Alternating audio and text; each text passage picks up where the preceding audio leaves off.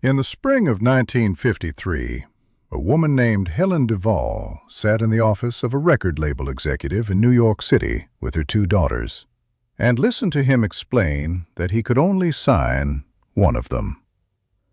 Her daughters were 22 years old. They were twins. They were both singers.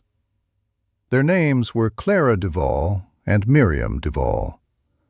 Helen had not brought them to New York for this conversation.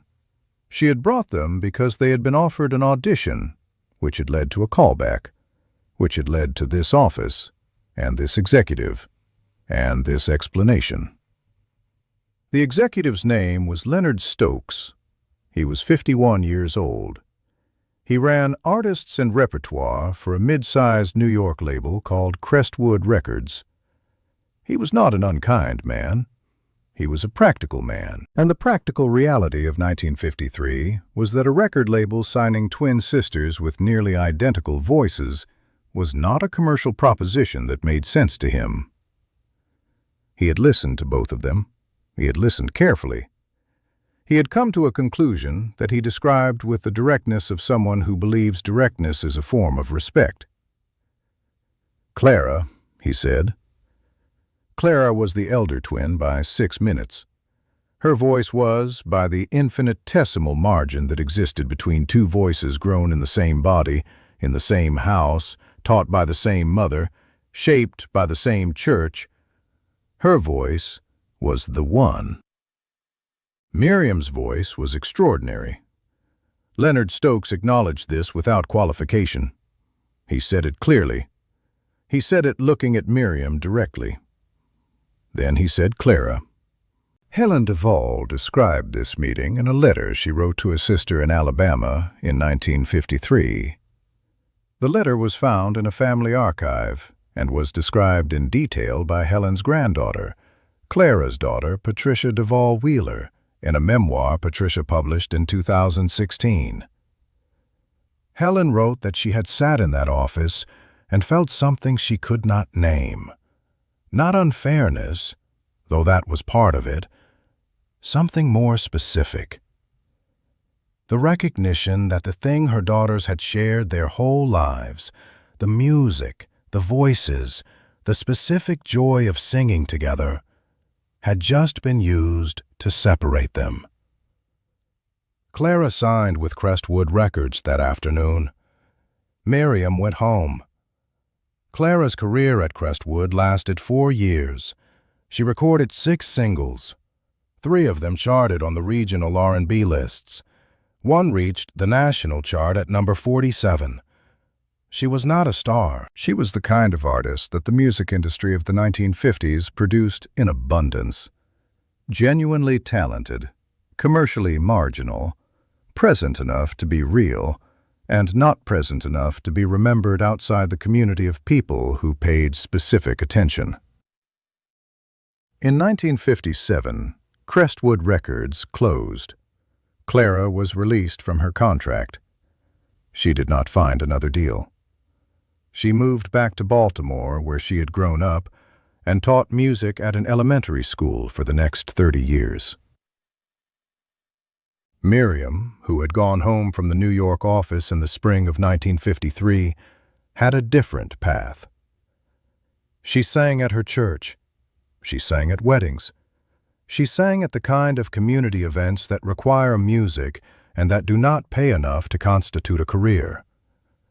She worked as a secretary for a law firm in Baltimore for 25 years. She married a man named Theodore Gaines in 1956. She had 3 children. She continued to sing, always, in the spaces that were available to her. She and Clara sang together at every family gathering, at Christmases and Easters and birthdays, and the informal occasions that families create for themselves. They had never stopped being what they were before Leonard Stokes's office. 2 voices, 1 sound. In 1979, a music teacher at the high school where Clara's children attended, a man named Richard Abell, who had a keen interest in local musical history, heard Clara sing at a school event. He asked her about her background. She told him. He asked if Miriam still sang. Clara said, "Every Sunday." Richard Abell organized a community recording project. Nothing formal. A community center with a rented tape machine and a microphone and an afternoon. He asked Clara and Miriam if they would come. They came. What was recorded that afternoon? 4 songs, approximately 22 minutes of music, captured on a Revox machine in a community center in Baltimore in the summer of 1979, Richard described in a letter to a music archive in Washington, D.C. in 1985. He said he had been making community recordings for 6 years. He said he had recorded many things. He said he had never recorded anything like this. 2 women. 26 years after a record label executive had chosen one over the other. 26 years of living the lives they had each built from that decision. Singing together. He described the quality of the recording as something he lacked the technical vocabulary to properly explain. He said both voices were exactly as good as they had always been. He said that was not the thing. The thing was what the years had done to them. Not diminished them, changed them. Clara's voice had the specific quality of someone who had spent 26 years teaching children to find music. A patience, a willingness to come down to where someone else is and bring them up. Miriam's voice had the specific quality of someone who had spent 26 years singing in the margins of a life built around other things. A fullness, the specific fullness of music that has no professional pressure attached to it. Music that is only itself. Richard Abell wrote that together they produced something that neither could have produced separately, not because of the technical harmony, though the harmony was extraordinary, because of what each of them had become. The recording was donated to the Washington, D.C. Music Archive. It is held there, available to researchers. Clara Duvall died in 2001. Miriam Duvall Gaines died in 2008. Patricia Duvall Wheeler, Clara's daughter who wrote the 2016 memoir, described listening to the 1979 recording for the first time as an adult. She had known about it. Her mother had mentioned it. She had never sought it out.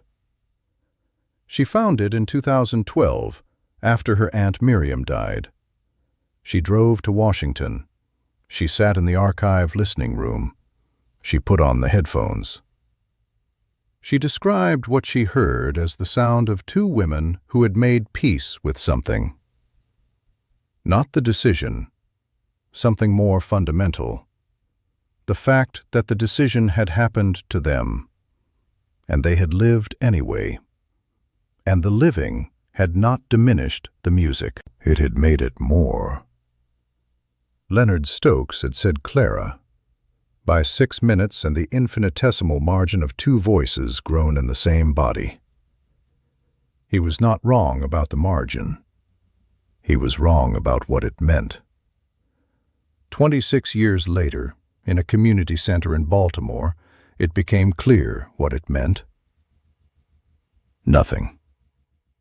The margin between them was nothing, compared to what they made together, which was always true, from the beginning, before the office, before Leonard Stokes, before any of it. 2 voices, 1 sound. 26 years to prove it.